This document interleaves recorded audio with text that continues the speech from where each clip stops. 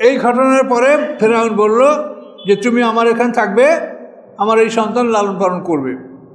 তখন মুসা আলাইহিস সালাম মা ইয়ারখা লুখা তিনি বললেন যে আমার আরও ছেলেমেয়ে আসে বাড়িতে, তাদেরকে কে দেখাশোনা করবে, তার চাইতে এই বাচ্চা আমার সাথে দিয়ে দেন, আমি তাকে লালন পালন করব এবং সপ্তাহে একদিন আপনাকে দেখিয়ে নেব যে আপনার ছেলে কেমন আছে। ফেরাউন তাতে রাজি হলো। এখন মুসা আলাইহিস সালাম মা সন্তানকে নিয়ে বাড়ি যাবেন। দরবারের যত উজির, যত দরবারের সভাসদ সবাই হাদিয়া উপঢৌকন, কেউ থাল, কেউ প্লেট, কেউ কলস, কেউ স্বর্ণের চুড়ি, কেউ চেইন ইত্যাদি অনেক ধন সম্পদ তাকে উপঢৌকন দেওয়া হলো। তো এইভাবে মুসা আলাইহিস সালামকে নিয়ে মা নিজ গৃহে চলে গেলেন এবং অগণিত ধনরত্ন তার সাথে আল্লাহ তাআলা পৌঁছে দিলেন। যে মুসা আলাইহিস সালামের মা তার জন্য একটা সিন্দুক বানিয়েছেন মিস্ত্রির কাছে গিয়ে, সেই ঘটনা আপনারা শুনেছেন। আল্লাহ বলেন যে তুমি তাকে এই সিন্দুকের মধ্যে রেখে তুমি তাকে নদীর মধ্যে নিক্ষেপ করে দাও। অতঃপর ফালিউলকিল ইয়াম্মুবেস সাহেলে, নদী তাকে কিনারায় নিক্ষেপ করবে। ইয়াখুদু আদব্বুল্লি আদব্বুল্লাহ, এবং তাকে গ্রহণ করবে আমার শত্রু এবং তারও শত্রু, মানে আল্লাহরও শত্রু আর মুসা আলাইহিস সালামের শত্রু।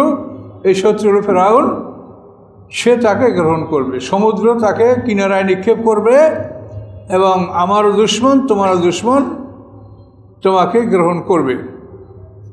ওয়ালকাইতু আলাইকা মুহাব্বাতাম মিন্নি, ঢেলে দিয়েছিলাম আমি তোমার উপরে ভালোবাসা আমার পক্ষ থেকে।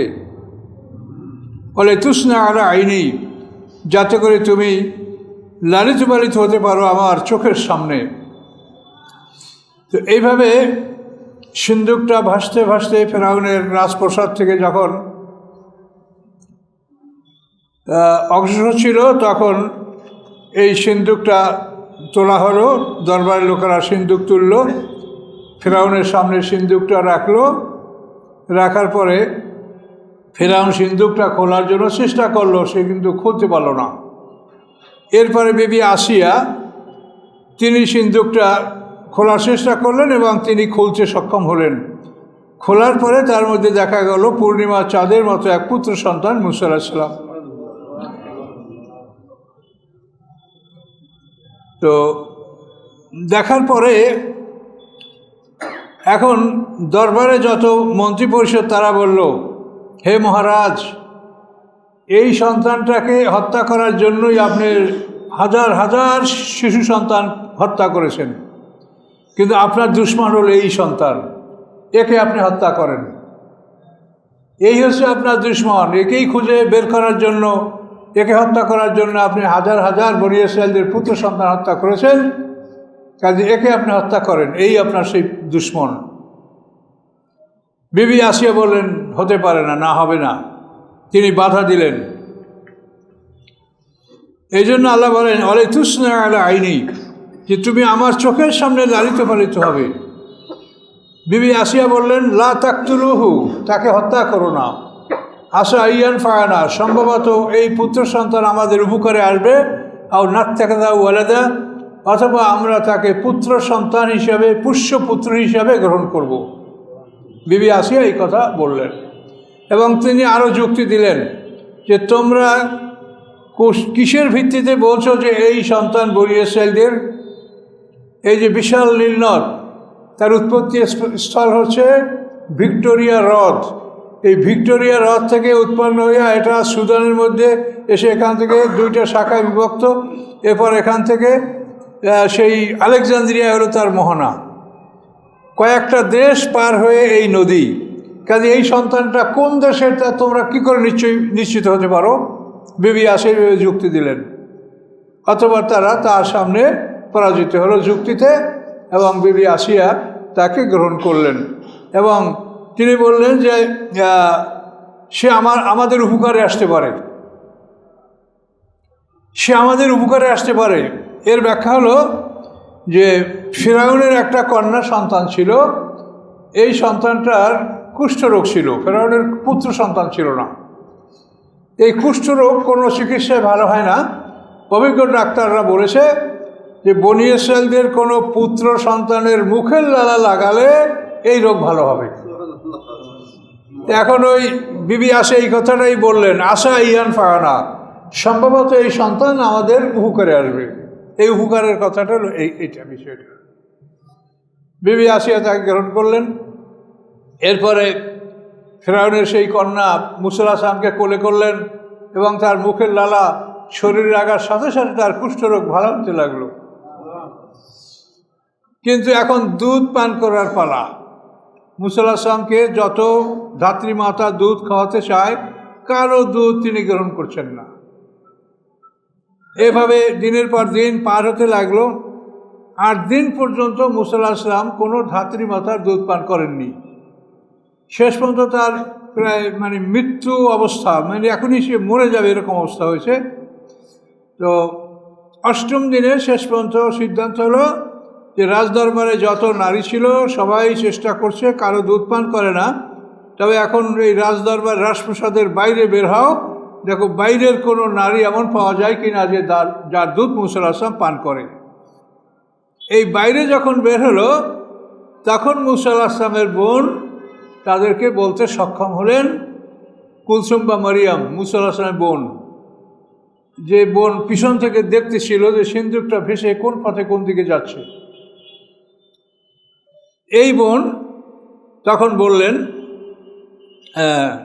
ইস্তামশি উখতুকা, যখন চলতেছিল তোমার বোন, ফাতাকুল, এবং সে বলল, হাল আদুল্লুকুম আলা মা ইয়াকফুরু, আমি কি বলবো তোমাদেরকে এমন এক নারীর কথা যে এর লালন পালনের ভার গ্রহণ করতে পারবে। তখন সবাই বলল যে তুমি তাড়াতাড়ি বলো কে সে। তখন বলে যে ঠিক আছে, আমি সে এক ধাত্রী মাতাকে নিয়ে আসতেছি। তখন এই কুলসুম বা মরিয়াম তার নাম, তিনি মায়ের কাছে গেলেন। মায়ের কাছে গিয়া বললেন যে মা, তোমাকে ফেরাউনের দরবারে যেতে হবে। তিনি বললেন আমার ছেলে কোথায়? বলে ফেরাউনের দরবারে।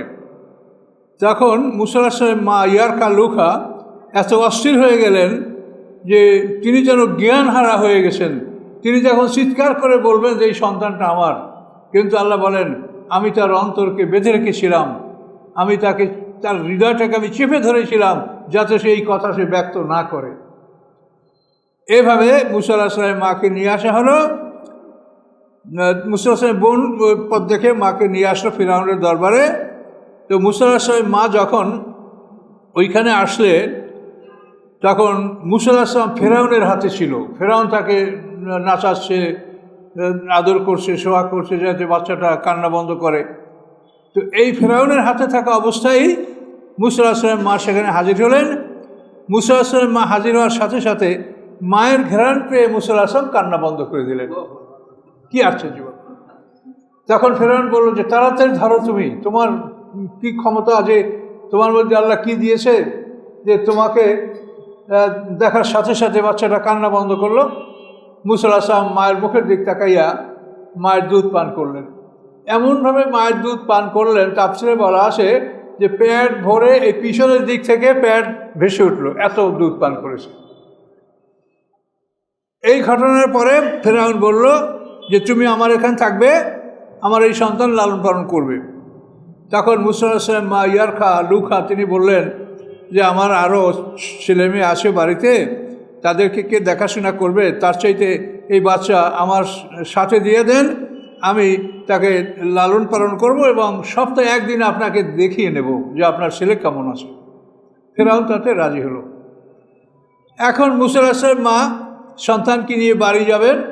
দরবারের যত উজির, যত দরবারের সভাসদ সবাই হাদিয়া উপঢৌকন, কেউ থাল, কেউ প্লেট, কেউ কলস, কেউ স্বর্ণের চুড়ি, কেউ চেইন ইত্যাদি অনেক ধন সম্পদ তাকে উপঢৌকন দেওয়া হলো।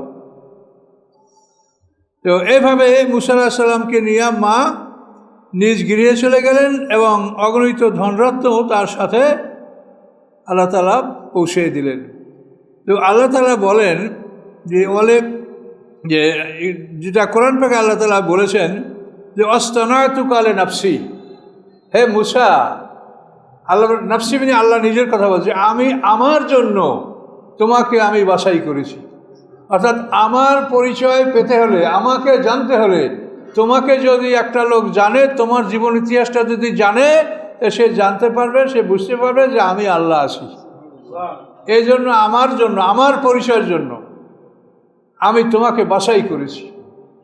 এবং সত্যিই দেখেন যে আল্লাহ তাআলা এমন ক্ষমতাবান, যে বছর সমস্ত পুত্র সন্তান হত্যা করা হবে সেই বছর মুসা আলাইহিস সালাম জন্মগ্রহণ করলেন। ফেরাউন তাকে হত্যা করতে পারল না। মুসা আলাইহিস সালাম মায়ের কোলে চলে গেলেন, মায়ের দুধ খেলেন, মায়ের মানে লালন পালনের অধীনে সে থাকলেন। ওদিকে ফেরাউন তাকে বেতন দিল।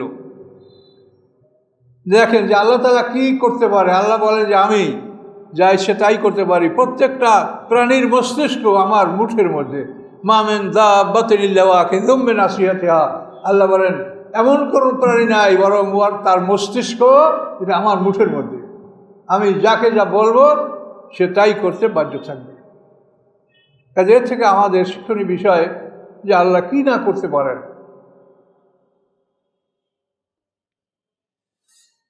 ফারাজানাকা ইলা উম্মিকা, আল্লাহ বলেন আমি ফিরিয়ে দিলাম তোমাকে হে মুসা তোমার মায়ের নিকটে। কায় তাকার আইনুহা, যাতে তার চক্ষু জুড়ায়, ওলা তাহাজান এবং সে দুঃখ না করে। ও কাতালতা নাফসান, তুমি হত্যা করেছিলে একটা মানুষকে। ফানাজ্জাইনাকা মিনাল গাম্মে, আমি মুক্তি দিয়েছিলাম তোমাকে এই মহাবিপদ থেকে। অফাতান্নাকা ফুতুনা, এবং তোমাকে আমি পরীক্ষা করেছিলাম কঠিন পরীক্ষা। 25 বছর বয়সে মুসা আলাইহিস সালাম ফেরাউনের বাবুর্চি ফাতুন, এই ফেরাউনের বাবুর্চিকে তিনি হত্যা করেছিলেন। ঘটনাটা তুচ্ছ ঘটনা। মিশরের মেইন শহর থেকে বাইরে একটা অঞ্চল, সেটাও শহর, ছোট শহর।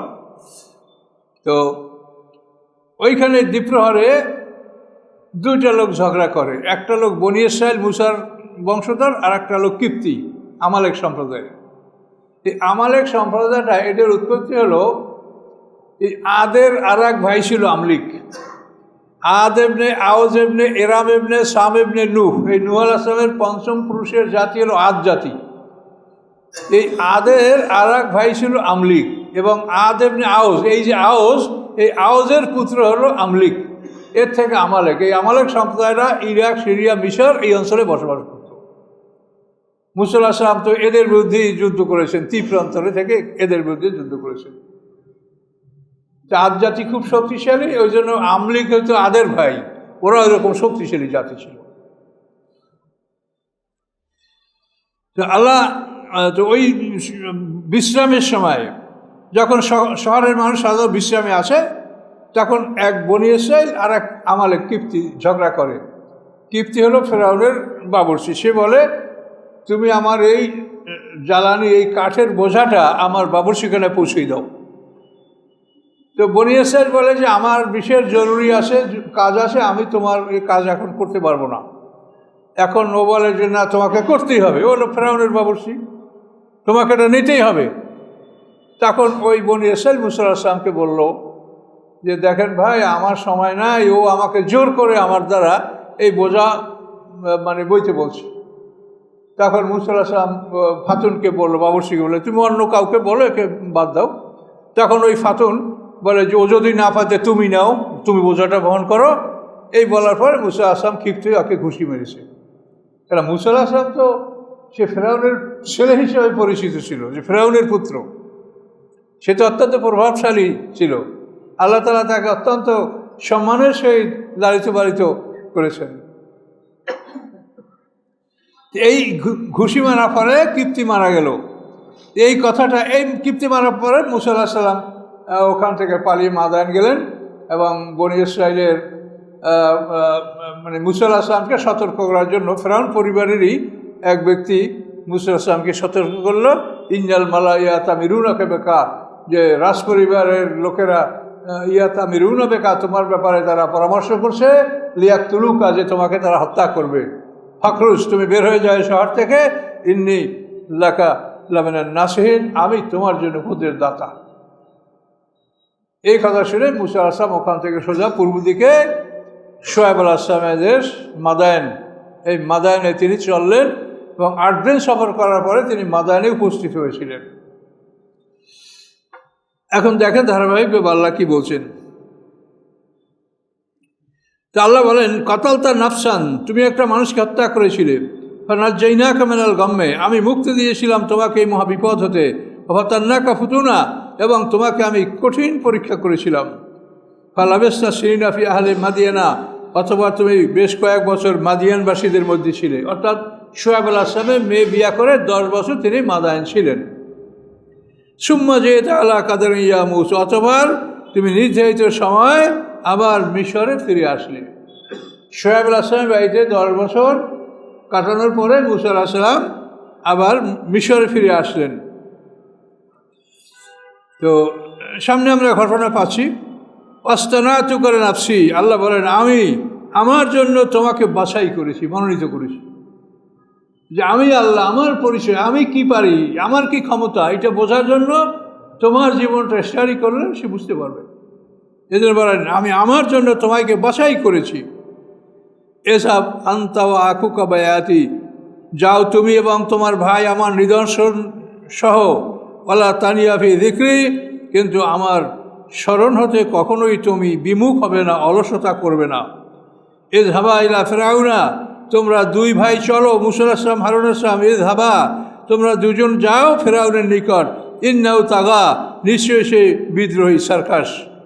ফাকুলা লাহু কাওলাল লাইয়িনা, উভয় তোমরা তার সাথে নরম নরম কথা বলো, লাআল্লাহু ইয়াতাযাক্কারু আও ইয়াখশা, সম্ভবত সে উপদেশ গ্রহণ করবে অথবা ভয় করবে।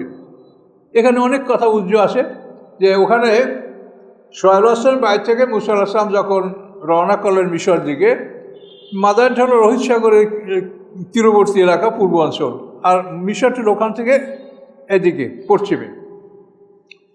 তো রওনা করার সময় স্ত্রীর সাথে ছিল, 1 পাল বকরি ছিল, আরও অনেক মাল আসবাব ছিল। প্রতিমধ্যে স্ত্রীর প্রসব বেদনা শুরু হয়ে গেল, এবং হঠাৎ করে আকাশে ঝড় বৃষ্টি শুরু হয়ে গেল, প্রচণ্ড শীত শুরু হয়ে গেল। মূসা আলাইহিস সালাম পথ হারিয়ে ফেললেন, তার সাথে 1 পাল বকরি ছিল, সবই হারিয়ে গেল। অস্থির হয়ে গেছেন যে কী করবেন, কিছুই তিনি করতে পারছেন না। ইতিমধ্যে তিনি ডান দিকে তুর পাহাড়ে একটা আলো দেখতে পাইলেন। তখন স্ত্রীকে বললেন যে তুমি এখানে থামো, আমি আলোর থেকে তোমার জন্য একটা জ্বলন্ত অগ্নি কুণ্ডল, একটা মানে জ্বলন্ত একটা কয়লা অথবা জ্বলন্ত একটা কাঠ নিয়ে আসবো, যাতে তুমি আগুন পোহাতে পারো। এইবারে মূসা আলাইহিস সালাম সেই আগুনের কাছে গেলেন, সেখানে আল্লাহ অবস্থান করতেছিলেন। সেখানে মূসা আলাইহিস সালামকে আল্লাহ ডাক দিলেন। প্রথমে বললেন তুমি এই জুতা খোলো, তারপর তাকে ডাক দিয়া বললেন যে তোমার হাতে কি, লাঠি, এবং লাঠি ফেলে দাও। ফেলে দেওয়ার সাথে সাথে লাঠি সাপে পরিণত হলো। এরপর বললেন যে তোমার ডান হাত বাম হাতের বগলে প্রবেশ করা এবং বের করো, অতি শুভ্র সূর্যের আলোর মতো প্রচণ্ড আলো বেরিয়ে আসবে, তোমার হাতের কোনো ক্ষতি হবে না।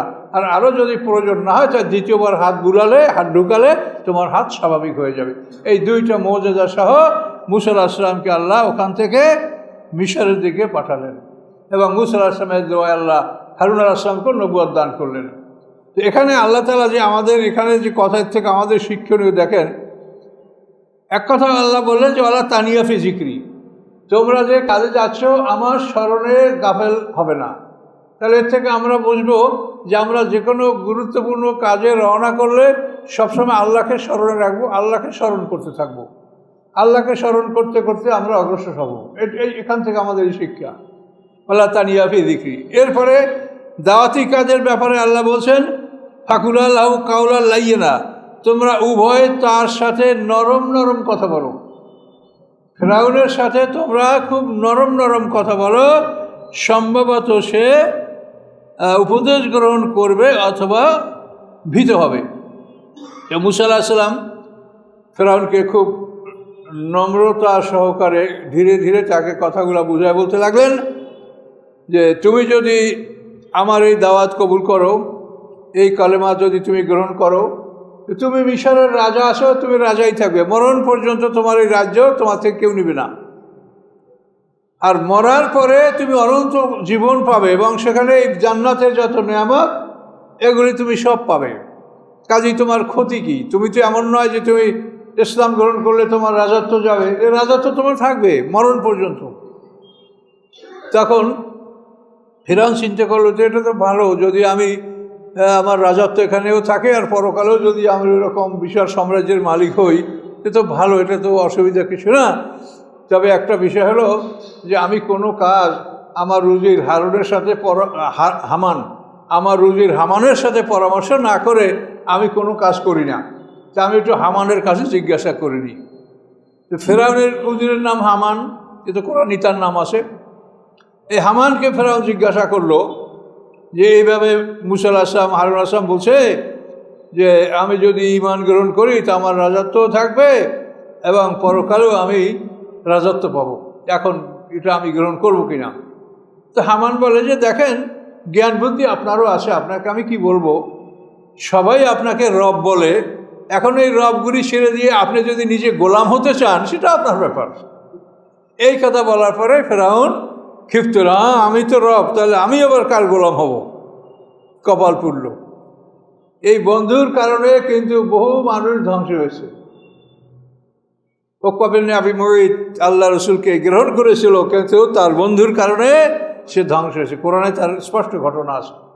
উকবা বিন আবি মুঈত বিচারের দিনে সে হাত মুখে দিয়ে মারির দাঁত দিয়ে আঙ্গুল চিবাবে, হায় রে হায়, আমি কেন এটা করলাম, আমি তো আল্লাহ রসুলকে গ্রহণই করেছিলাম, আমি তো কলমাটা পড়েছিলাম, কিন্তু আমার এই অমুক বন্ধু আমাকে ধ্বংস করেছে। কাজে এই জন্য আপনাদের বন্ধুরা কি বলে সেটা আপনাকে শুনতে হবে, বুঝে শুনে বন্ধু গ্রহণ করতে হবে।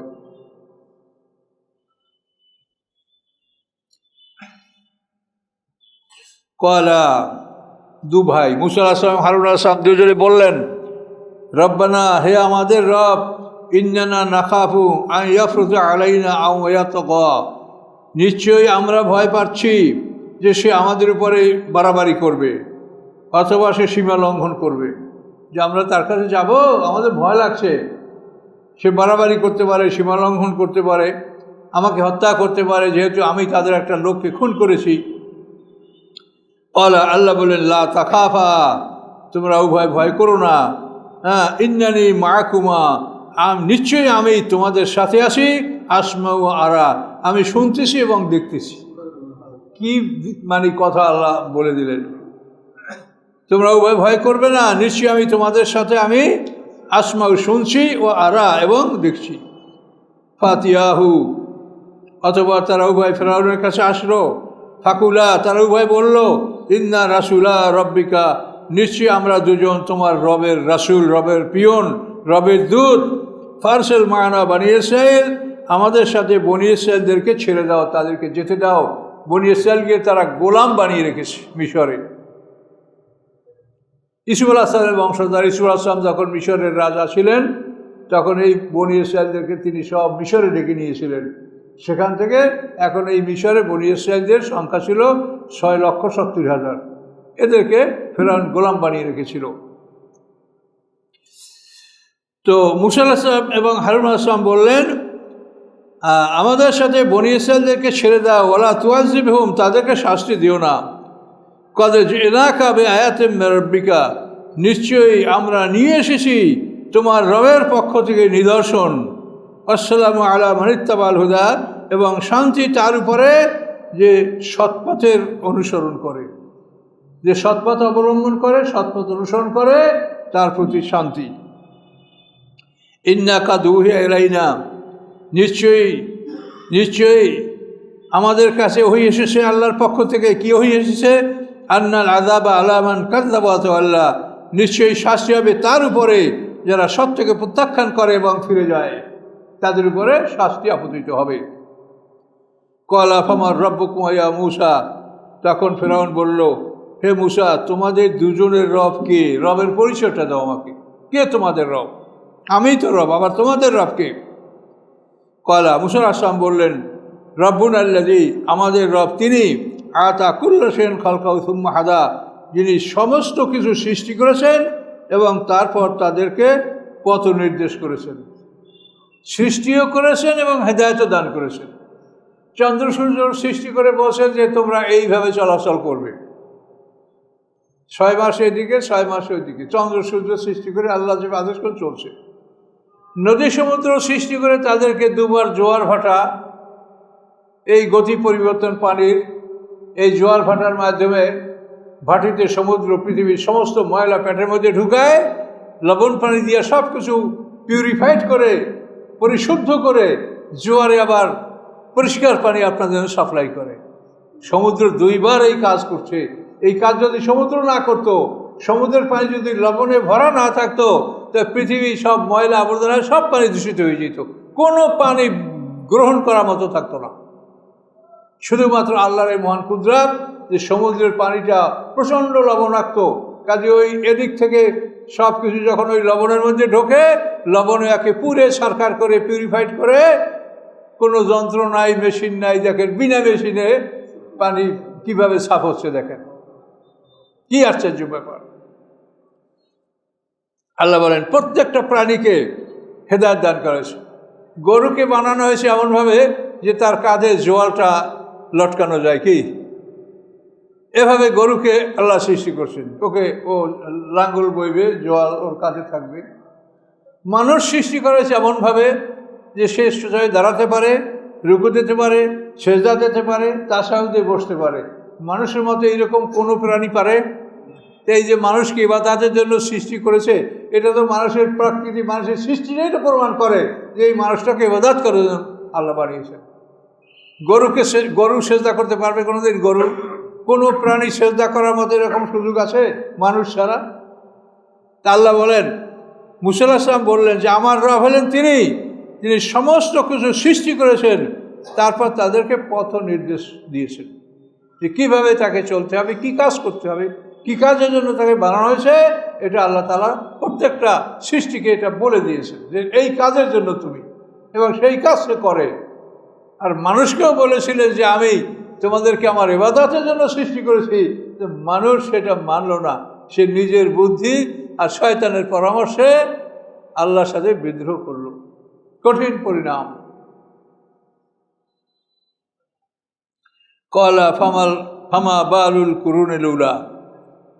তখন ফেরাউন জিজ্ঞাসা করল যে পূর্ববর্তী জাতিগুলির অবস্থা কি? এই যে আমার আগে অনেক জাতি চলে গেছে, তাদের কি খবর, তারা কোথায় আছে, কি অবস্থা আছে? এটা মুসা আলাইহিস সালামকে প্রশ্ন করলো ফেরাউন। কয়লা মুসা আলাইহিস সালাম বললেন, ইলমু ইনদা রব্বি, তাদের সম্পর্কে জ্ঞান আমার রবের কাছে, ফি কিতাবেন, এবং সেটা এমন একটা কিতাবে তিনি সংরক্ষণ করেছেন, লা ইয়াদিল্লু রব্বি আলা ইয়ানসা, যেটা আমার রব হারিয়ে ফেলবেন না এবং তিনি ভুলেও যাবেন না।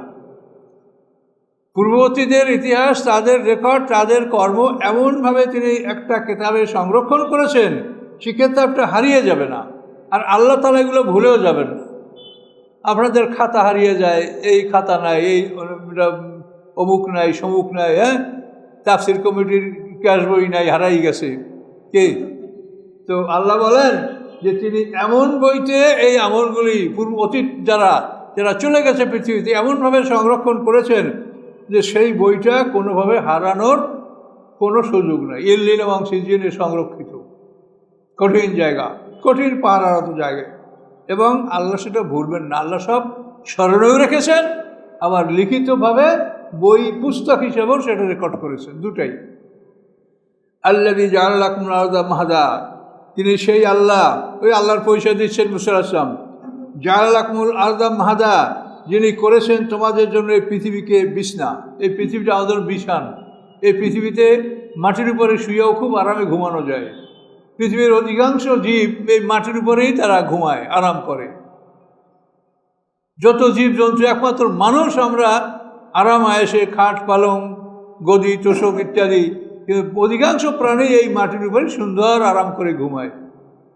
দেখেন আমাদের গৃহপালিত পশু, গরু, ছাগল, ভেড়া কত সুন্দর মাটির উপরে আরামে ঘুমাই থাকে, কোনো রকম তাদের ডিস্টার্ব হয় না।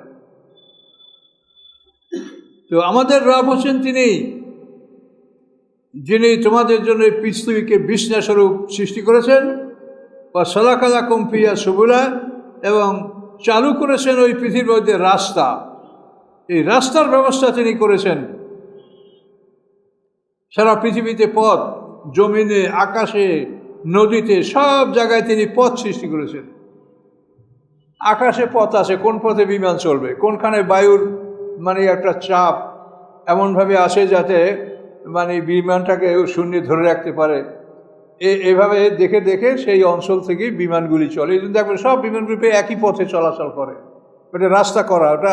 তার কারণ বিমান যদি চলার পথে যদি এমন অঞ্চলে চলে যায় যেখানে বায়ুর ঘনত্ব কম, হালকা বায়ু, তখন ওই বিমানটাকে শূন্যে ধরে রাখতে পারবে না, তখন বিমানটা দুম করে অনেকটা নিচে নেমে যাবে।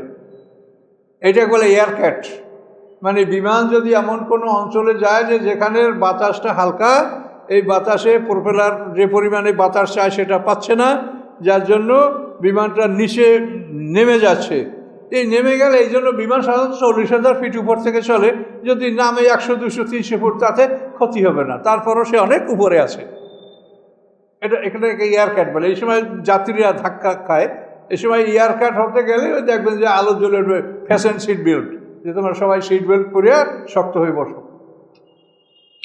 এই জন্য আকাশে চলার পথ আছে, নদীতে আপনি কোথায় চলবেন আলো জ্বালানো আছে, এখান থেকে এখানে, এখান থেকে এইভাবে আপনি যদি নিজের ইচ্ছে চলেন তো আপনার জাহাজ চারে উঠে যাবে। আবার স্থলভাগও আল্লাহ তাআলা এইভাবে রাস্তা করে রেখেছে। এই রাস্তাগুলি সম্পর্কে আল্লাহ বলছেন যে তিনি তোমাদের জন্য পৃথিবীকে বিষ্ণু বানিয়েছেন এবং ওই পৃথিবীর মধ্যে তোমাদের জন্য রাস্তা তৈরি করেছেন। ও আনজালাম নেসমে মা, এবং তিনি আকাশ থেকে পানি বর্ষণ করেন। আখরাজ নাবি আজওয়াজামিন নাবাতের সত্তা, এবং ওই পানির সাহায্যে আমি বিভিন্ন জোড়া সৃষ্টির জোড়া আমি সৃষ্টি করি, বিভিন্ন প্রজাতির জোড়া, ফলের জোড়া, ফুলের জোড়া, প্রাণীর জোড়া, সব কিছু জোড়া জোড়া আমি পৃথিবীতে সৃষ্টি করি। শুধু আল্লাহ বেজোর, তার সমস্ত সৃষ্টি জোড়া জোড়া। আকাশ পৃথিবী এক জোড়া, রাসূল এক জোড়া, আসমানের রসুল জিবরিল আমিন, জমিনের রসুল মুহাম্মদ সাল্লাল্লাহু আলাইহি ওয়াসাল্লাম। রাস্তা এক জোড়া, সিরাতাল মুস্তাকিম, সিরাতাদ দাল্লিন, জান্নাত জাহান্নাম এক জোড়া, সব কিছু জোড়া জোড়া। দেহের প্রত্যেকটা অঙ্গ জোড়া জোড়া, এক জোড়া ফুসফুস, এক জোড়া কিডনি, এভাবে সব দেহের এক জোড়া নাক, এক জোড়া চোখ, এক জোড়া কান, এক জোড়া হাত, এক জোড়া পা, মানে সব কিছু জোড়া জোড়া। শুধু আল্লাহ কুল হুয়াল্লাহু আহাদ, তিনি এক, তিনি শুধু বেজোড়, আর সমস্ত সৃষ্টি তার জোড়া জোড়া। তাই আল্লাহ বলেন যে বৃষ্টির পানির সাহায্যেই আল্লাহ তাআলার সমস্ত সৃষ্টিগুলি আল্লাহ তিনি অস্তিত্ব নিয়ে আসেন। এই বৃষ্টির পানি থেকেই সব কিছুর অস্তিত্ব। আল্লাহ বলেন কুলু, তোমরা খাও, ওয়ারাউ আনামাকুম, তোমাদের পশুগুলিও তোমরা চড়াও, তোমরা খাও এবং পশুপালন করো, পশুকে খাইতে দাও। ইন্না ফি যালিকা লাআয়াতিন লিউলিন নুহা, নিশ্চয়ের মধ্যে রয়েছে নিদর্শনসমূহ জ্ঞানীদের জন্য। জ্ঞানীরা এগুলো চিন্তা ভাবনা করে যে আল্লাহর কুদরত, কীভাবে আল্লাহর কুদরত দ্বারা আল্লাহ তারা এই বৃষ্টির মাধ্যমে সমস্ত সৃষ্টিকে তিনি নিয়ন্ত্রণ করেন। এখন আপনি পাহাড়ি অঞ্চল দেখবেন যে পাহাড়গুলো তামার মতো, কোনো একটা গাছপালা নাই, কিন্তু যখনই বৈশাখ মাসে আসবে বৃষ্টি, সাথে সাথে 2-1 মাসের মধ্যে আপনি পাহাড়ই দেখতে পাবেন না, মনে হয় সব জঙ্গল। কীভাবে আল্লাহ সৃষ্টি করেন। এবং এই বৃষ্টি আল্লাহ তাআলা এমন কুদরতে তার এই বৃষ্টিটা পড়ে যে বৃষ্টি প্রথম অল্প অল্প করে পড়ে, এবং এই বৃষ্টির ফলে প্রথম ছোট ছোট উদ্ভিদগুলি জন্মায়, ঘাস পাতা, মানে ছোট ছোট এইগুলি জন্মে। কেন? এগুলি মাটিকে প্রোটেকশন দেয়। যদি বর্ষাকালের প্রবল বর্ষার আগে যদি জমিনে, মাঠে ঘাটে, বাগানে যদি এই গাছপালাগুলি সৃষ্টি না হয়, তো বৃষ্টির পানিতে সব মাটি কাটিয়া আপনার মানে অনেক ক্ষতি হয়ে যাবে, আপনার জমিন নষ্ট হয়ে যাবে, অনেক জমিনের মানে টপ সয়েল এদিক সেদিক চলে যাবে। এই জন্য আল্লাহ তাআলা মানে প্রবল বৃষ্টি শুরু হওয়ার আগে বর্ষাকালের প্রথম দিক দিয়ে এই ছোট ছোট ঘাস গাছপালা এগুলি জমিনে ওই একা জমিনটা ছেয়ে যায়, তারপরে প্রবল বর্ষা হওয়ার কারণে মাটির ক্ষতি হয় না। কি কুদরতের সাথে আল্লাহ তাআলা এই বৃষ্টি বর্ষার জলীয় বাষ্প আকাশে থাকে, একটা ঠান্ডা বাতাস স্পর্শ করলেই ওইটা পানির আকার ধারণ করে, টনকে টন পানি সেটা জলীয় বাষ্পের মতো, ধোঁয়ার মতো আকাশে উঠতে থাকে। কিন্তু যখন আল্লাহ মনে করবেন যেটা আমি বৃষ্টি করে দেব, ঠান্ডা বাতাস তাকে স্পর্শ করে, সাথে সাথে পানি, তখন পানি ঝরঝর করে এটা জমিনে পড়তে থাকে। তো আল্লাহ তাআলা বলেন যে এভাবে আমি বৃষ্টির মাধ্যমে আমি সমস্ত সৃষ্টিকে সংরক্ষণ করি, তাদেরকে লালন পালন আমি করি, এবং এর মধ্যে জ্ঞানীদের জন্য রয়েছে নিদর্শন।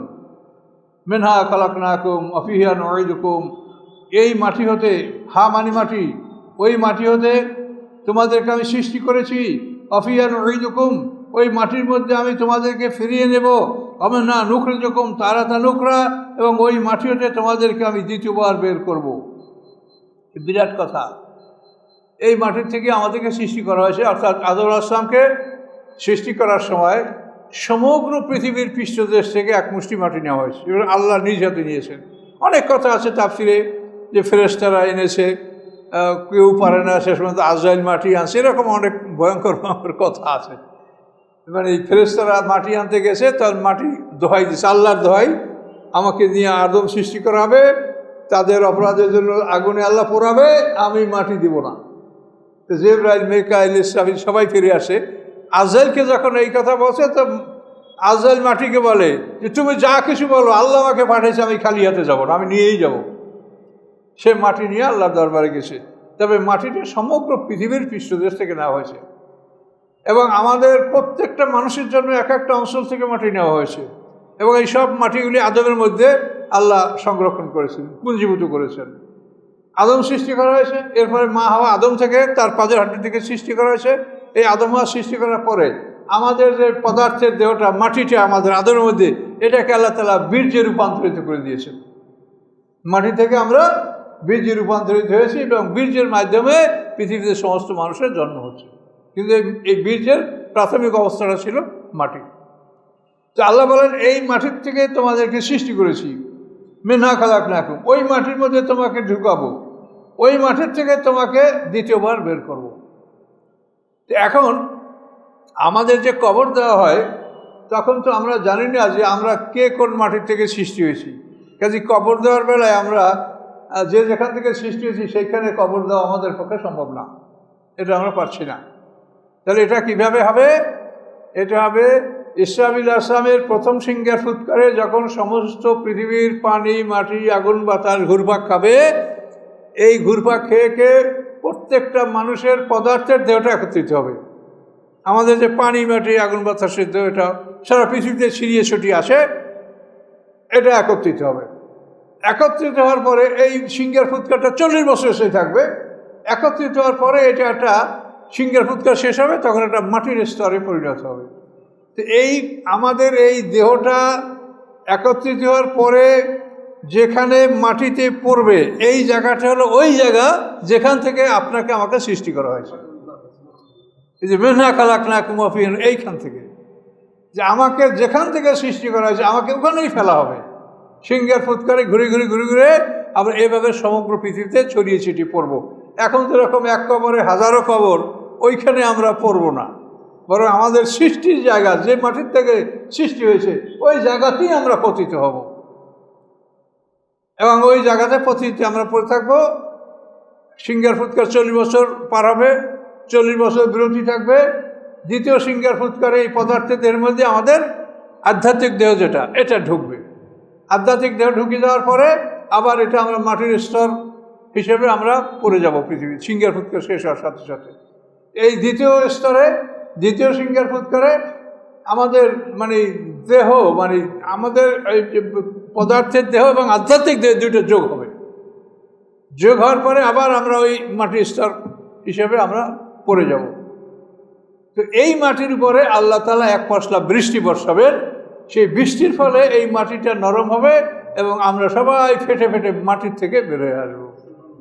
মিনহা খালাকনাকুম ওয়া ফিহা নুঈদুকুম ওয়া মিনহা নুখরিজুকুম তারাতান উখরা।